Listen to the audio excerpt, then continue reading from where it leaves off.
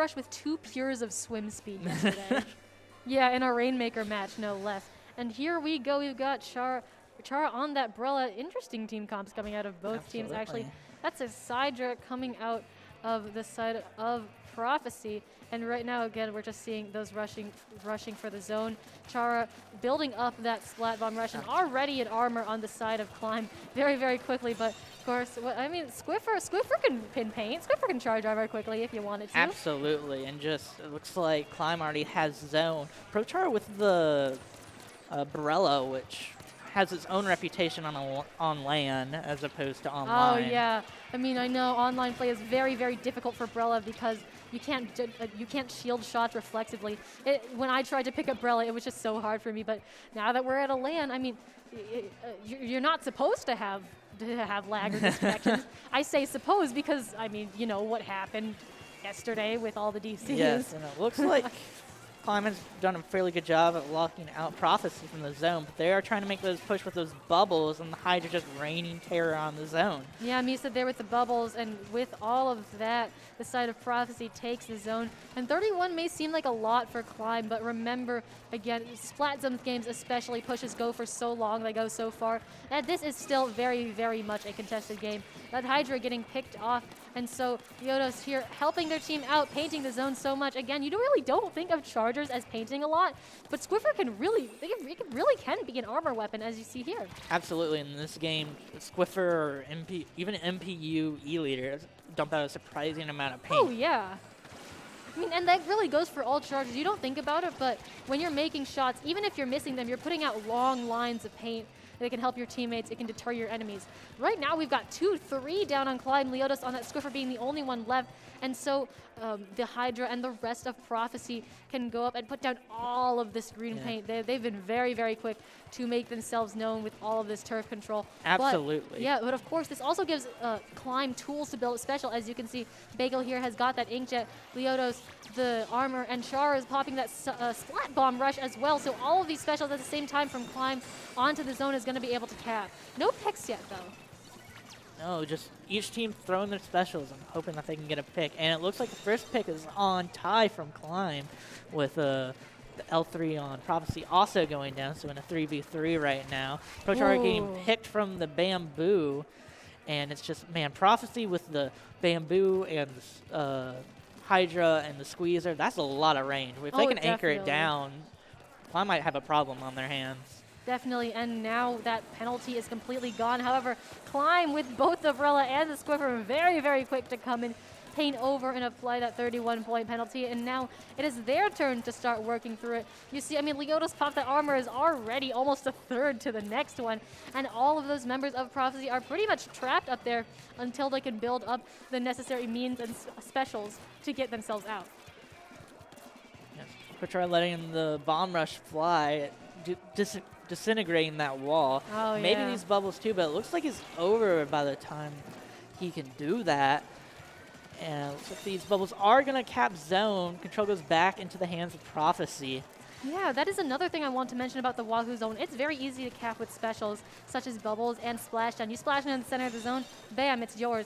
If you booyah the zone and nobody paints over it, bam, it's yours. But of course people are going to paint over those specials, so it's not a guaranteed cap. Absolutely. A lot of matches on this map can just be summed up by just throwing paint in the center. I mean, isn't really that's what Splatoon is at its core. You throw paint, if it misses and lands on the floor, that's okay. Sometimes that's what you want, you know? Absolutely. Control back in the hands of Prophecy. Looks like they're getting that penalty down, and then they'll start getting near Climb's score. So, Arashi with that hammer. Yep, that penalty is now completely gone, and so Climb pretty much has one shot to get back in. They have the armor, they have the bomb rush. Both of those are getting popped, and it's now or never for them to go down. Prophecy, three down. That is a textbook push as and Bagel. That's a wipe. Oh, yeah, that's exactly how you want to get into the zone, just like that. I mean, you keep your cool, you pop your specials, go in all together, get the picks that you need, and I mean, they've already switched to being so aggressive. Tie on those missiles, Bagel on that Inkjet. I mean, just look at this control by Climb, and now their penalty is in the single digits. Absolutely. It's looking, Prophecy's going to have to make a move now to not get KO'd. Well, the tennis missiles come out. The bubble blower is going to be close, but it looks like Prophecy might be able to get it back. Everybody's painting the zone, but Leoto's going down was the pretty much what made that zone. But the And we're bombs, in overtime, the bombs 2 down on Chara. Prophecy, and first round goes to Climb. Yeah, the bomb rush from Chara is exactly what Climb needed to break that stalemate, put so much paint on the zone, and that's going to be their game. Absolutely. Both these teams providing very good matches for us to commentate over. Oh my goodness, tied with the 10 missiles. Oh my gosh. We didn't. He beat- was oh my running goodness. 2 mains of special charge up at the beginning. You I did don't see need that. on Flings. I mean, I know you love your missiles, but come on. I mean, like, that's the point. Something's working here. At that point, just play Neo Sploosh or something like that. Come on. No, but Fling's underrated weapon in my opinion. You're seeing it a lot actually here, more than I expected. Absolutely. It's just learning Flings for the first time when you're used to either a Dynamo or Splat Roller. It's very easy to mix up the Dynamo vertical flick with like the more Splat Roller horizontal flick. And if you have to flick it in the air and they're close, then that's going to take like a century to go off, right? Yeah. But if you can really play around that, it gives you the benefits of 2 weapons without none of the drawbacks. Yeah.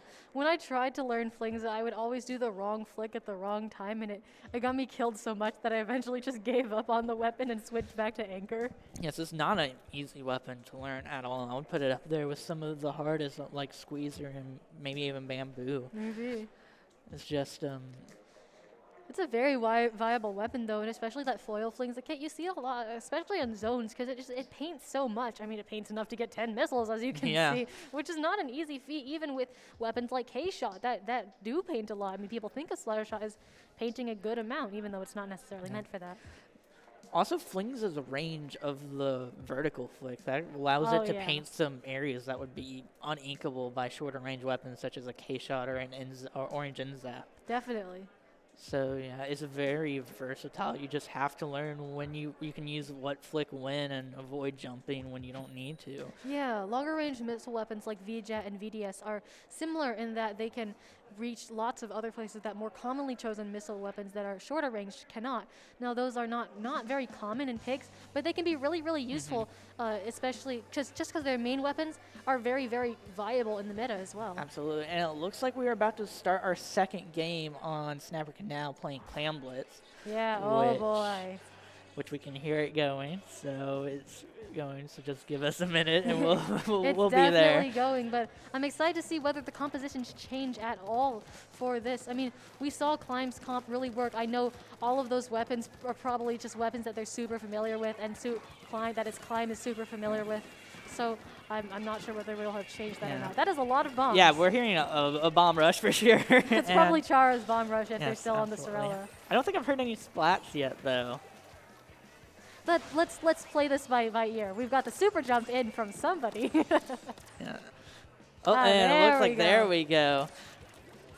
So it looks like 1 down on Climb right now. Climb does have a power clam. It looks like it might be relatively neutral right now. Oh, but Climb was approached through Chara. the uninkable. Chara jumping in with a power clam. Yeah, Chara throwing both clams and bombs right now as they have that bomb rush activated and getting all of those little clams in, plus the ones that were dropped. So Climb with and the that's full, a wipe on Prophecy. Wipe on Prophecy. Climb can just keep throwing clams in. Oh my goodness, Bagel here with the spawn camping inkjet. Oh my goodness, Bagel, chill out. Is this going to be a one-push game? We've got it all the way to 20 already, and they are continuing to go all the way to 11. Just 4 more clams needed, and it's over. 2 more. But Leo's is the only one standing. We've got, they only need 2 more clams, but Leo's going to go down. That was very, very close to a one-push KO. That is such an amazing first push for Climb. All they have to do is play defensively probably for this entire game, and then... Yeah, easier said than done, though. Especially when you're up against a Hydra. Yeah, if that Hydra can hold mid and no one's there to challenge it, that's almost free reign on anywhere on the map. But people are definitely there to challenge the Hydra. You got Bagel challenging the Hydra with everything they've got, forcing them to run away all the way. But, Bagel did get taken down, and meanwhile we've got Tetsu here though, in mid, just getting all of these kills. Chara under very heavy attack. A trade right there. Absolutely. Bagel with the flank from behind. The funny kills out of the Nautilus, the funny Nautilus player. And of course, you see them using that charge hold. Like, the fact that Nautilus can hold partial charges is just huge.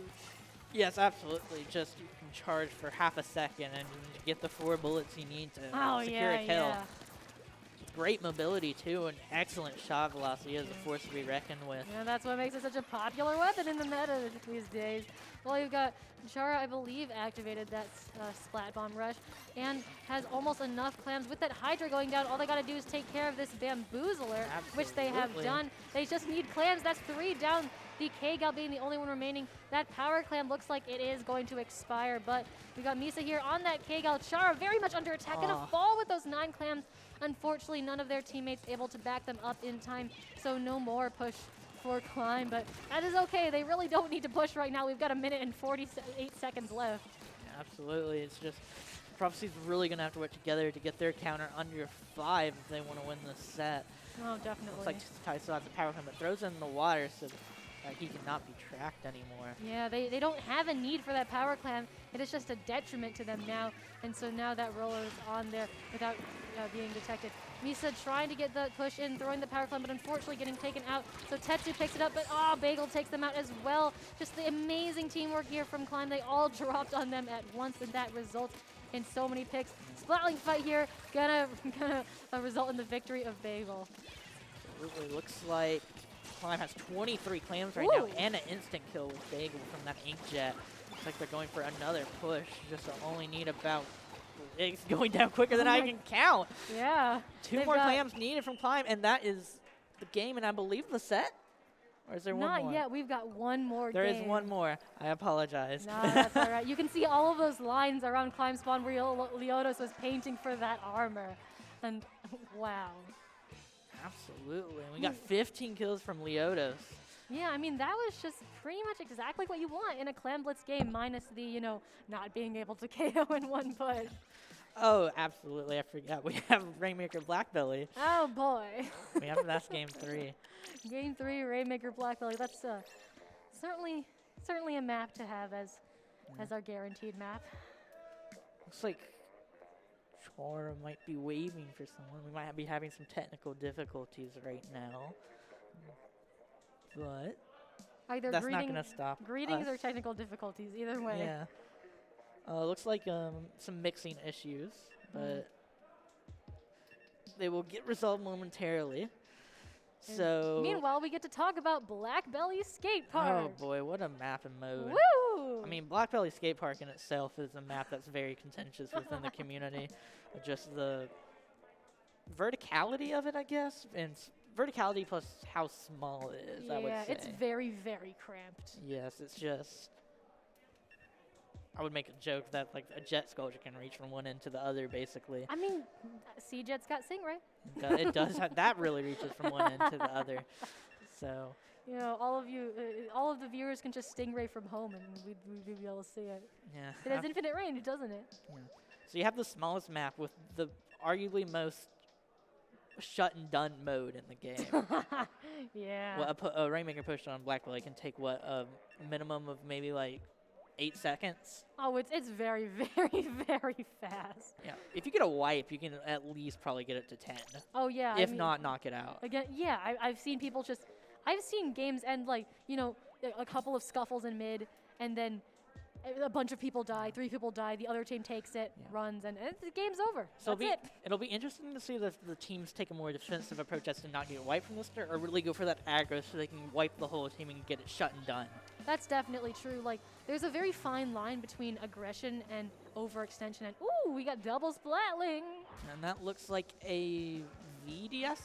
That is a VDS, so we're gonna get missiles. Oh, you love to see it. That's also gonna be double suction bomb with both the Nautilus 79 as well as the Zap. And then we've got Climb's tried and true comp staying just the same time, being able to hit all 4 of members of Prophecy with those first missiles. And it looks like we're kind of still in a neutral here. Prophecy did get popped, but it looks like Climb has... Climb gets the first pick on the end zap and the ball point. That's going to be a start of a push for Climb. Oh, it's cut short, though, with 2 members going down to the Nautilus, who was taken out just not quite fast enough. Tetsu here able to fight off an Inkjet from Bagel. Very, very nice. And so with that, with Leotos censored, they're going to be able to pick up that Rainmaker and possibly take it somewhere. Absolutely.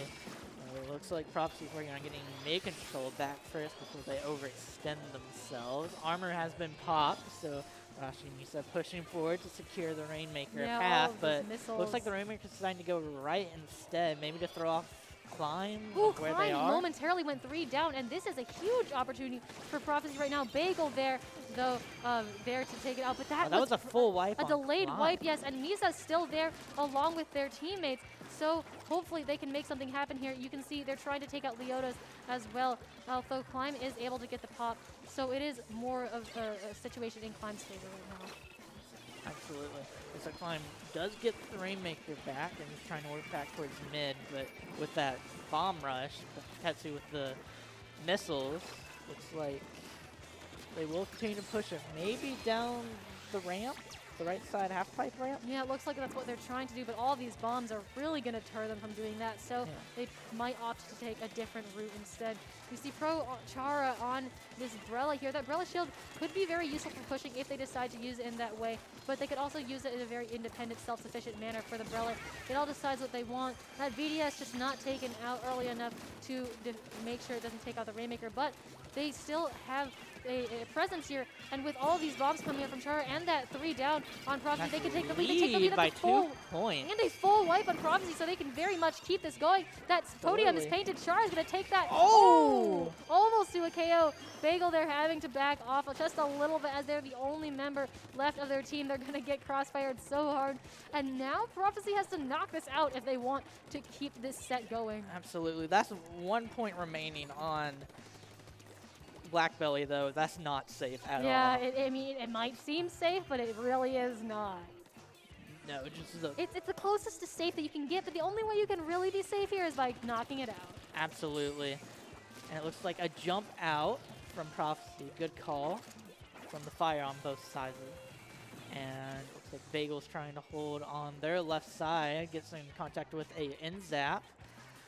Yeah, you can see Bagel and Arashi having that little scuffle up on the top there, whereas everybody else, there's a lot of small 1v1s and 2v1s going on right now. This Inkjet here under fire from Chara going down. That makes 2 down on Prophecy, so Climb has the person advantage right now. Chara's going to go up here, put down a little bit of turf, and also getting closer to the special as well. So once their teammates come back, they can likely make this into another push if they so desire. It looks like Prophecy has gotten hold of the Rainmaker. Ooh. And pushing ahead is the Nautilus. Yeah, that's but the Rainmaker seems to... Oh, but no, the ball point's right there. Nice snipe from Leotos. Leotos. Beautiful. Getting another. Ooh. Very, very, very nice. Such a good play from them. You love to see those shots landed. It's so satisfying. And just like that, Climb has taken it down this pipe right here. Absolutely. It is. And it looks like they might be stalling here. They have a 1 lead. If they could stall it for the rest of the timer, that could work. It very much could. It's a definite strategy, just playing it safe up here. And it looks like that's what Time might be doing, or they might be taking it up a little bit. You can see Misa all the way down there. Looks like trying to go for an alternate route, but has been spotted. Chara is able to jump in, and Time, meanwhile, is trying to go for the KO. A bunch of people are in their way, though. Tetsu jumping down, but Chara is there to help Ty out. We can't see the Rainmaker timer from here, but it is definitely taken down. And with that Inkjet, that Rainmaker's still in trouble. I mean, I'm surprised they've survived for so long with a combination of that and the rain, but they are still alive somehow. They finally go down, but that was an astronomically long period of time. And Chara managing to take somebody with them as well. Looks like Prophecy will have the chance to try a overtime push here. Oh, definitely. And here we are. We go into overtime. But that's it. Well, we do not. Overtime ends very, very quickly. And just like that, that's the set. Yeah, that's the set there. Always check corner for Nautiluses, I guess. always check your surroundings for pesky Nautiluses. And especially the ones with the 15 KA like Bagel here. Yeah. 15 kills. Very good. And it looks like we can see the players here after their intense matches. Oh, yeah. very good. And we can just hear everyone here laughing, having a good time. No hard feelings. This is why we love the Splatoon community. Just good vibes all around. Oh, definitely. I mean, at the end, at the end of the day, everybody had fun, and you know that's what we want. That's what we came here to do. Absolutely. It's just the sense of camaraderie here is just undescribable. If you've never been to LAN, it's just such a good time, and just knowing everyone gathered here for the same purpose of this game is just amazing. Yeah. I mean, I just met up randomly with 2 other people. We found out that we all played backline, and then we spent like a good 20 minutes just complaining about everything that comes with being an anchor player. Absolutely. It's just even we'll call it like shared mistakes of the game. Just complaining about like what my weapon isn't meta or like falling out of favor. It's just Yeah. even that can just bring a sense of like, oh, we're in this together, you know? Yeah. Well, like, you know, the backline players that just kind of can't do anything in solo because their teammates keep running in. And and the supports too. Common struggles, common struggles. Yes. It's just, man. And we can see our crowd back there eagerly waiting the next match.